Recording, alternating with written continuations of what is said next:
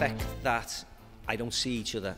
We don't see each other, excuse me, as often as we did. You know, 1 minute, you know, we're teammates. We see each other every day, all day, every day. We spend more time with your teammates than a lot of the time you did with your family. So that's changed. But Luis lives in Madrid, so I see him regularly. Cristiano Ronaldo lives all over the world because that's just what he does. And I see him and talk to him regularly. We're very lucky, and I must say that, because the squads we had at Real Madrid are still now, 10, 12, 15 years later, very close. At the Champions League final, I was with Michel Salgado, Claude Makelele, you know, Luis, Ronaldo, the Brazilian Ronaldo. Of course, Roberto Carlos is an ambassador for Real Madrid, so I saw him. Santiago Solari was my ex-roommate. He's now the manager of Real Madrid Castilla. So I'm very fortunate, as in I travel to Madrid a lot and see the players. Sometimes I play in sort of the veteranos games and I see them then.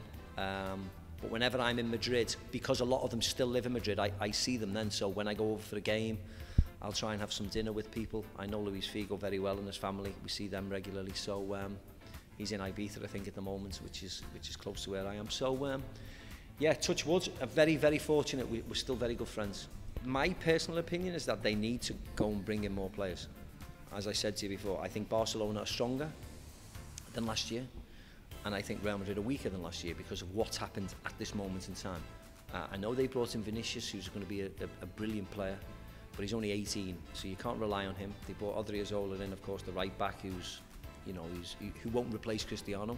It's who is going to fill the shoes of Cristiano, whether it's going to be Gareth Bale, whether it's going to be Karim Benzema, who's been there for, you know, nearly 10 years now, whether it's going to be Marco Asensio, or whether Florentino goes and buys Hazard or Neymar or, you know, any, you know, all the names that we get associated with. So it's, you know, the answer is we don't know. We have to wait until he spends some money. I personally think he needs to bring in some players.